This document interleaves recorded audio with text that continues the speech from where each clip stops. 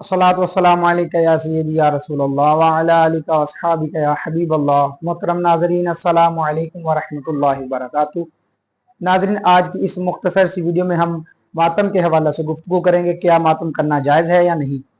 आजकल टिकटॉक पर बिलखुसूस और इसके अलावा भी सोशल मीडिया पर बहुत सी वीडियोज़ वायरल हो रही हैं, जिनमें शिया हजरात पारा नंबर 6 की शुरू की आयात वीडियो में लगाकर ये बात बयान करना चाहते हैं, ये बात साबित करना चाहते हैं कि मातम करना ये जायज़ है, ये कुरान करीम से साबित है।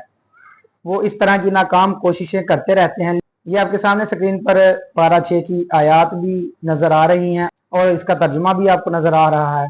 बहुत से लोगों ने ज़रूर इस तरह की वीडियो को देखा होगा, जिसमें शिया हजरात ने ये लिखा होता है नीचे के ये देखें कुरान करीम से मातम करना ये जायज़ है, ये साबित है। हालांकि इस आयत में अल्लाह तबारिक व तआला ने ये इरशाद फरमाया है कि अल्लाह तबारिक व तआला किसी की बुरी बात को पसंद नहीं करता, यानी अगर कोई किसी को बुरा भला बोले ये पसंद नहीं करता।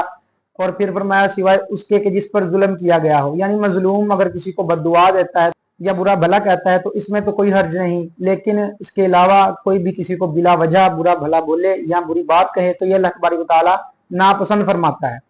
लेकिन शिया हजरात की तरफ से इस आयत से ये साबित करने की नाकाम कोशिश की जा रही है कि ये इस आयत से मातम करना या ये जो जंजीर ज़नी या जो भी मामला करते हैं ये जायज़ हैं। हालांकि ऐसा करना बिल्कुल जायज़ नहीं। कुरान करीम में अल्लाह तबारिक व तआला पारा 11 सूरह तौबा की आयत नंबर 111 में इरशाद फरमाता है, उसका तर्जमा है कि अल्लाह तबारिक व तआला ने मुसलमानों से उनके माल और जान खरीद लिए हैं इस बदले पर कि उनके लिए जन्नत है। यानी अल्लाह तबारिक व तआला ने हमसे हमारे मालो जान को खरीद लिया है इस बदले पर कि हमारे लिए जन्नत है। यानी अल्लाह तबारिक व तआला ने जन्नत के बदले हमारी जान को भी खरीद लिया, हमारे माल को भी खरीद लिया है। और अब अगर जो चीज़ खरीदी जाए, अगर कोई बंदा वो चीज़ खरीद ले और खरीदने के बाद उसी बंदे के पास वो चीज़ रखवाए तो वो अमानत के तौर पे होती है और हमारी जानें हमारे पास अल्लाह तबारिक व तआला की तरफ से अमानत है। तो लिहाजा जो अपनी जानों को नुकसान पहुंचाते हैं, मातम करते हैं, जंजीर ज़नी करते हैं या जो भी इस तरह के मामला करते हैं, तो वो ये कुरान करीम की आयत से वाज़ेह है कि वो लोग अमानत में खयानत करते हैं। लिहाजा ऐसा करना शरअन हराम है और कुरान करीम की आयात के मुखालिफ है।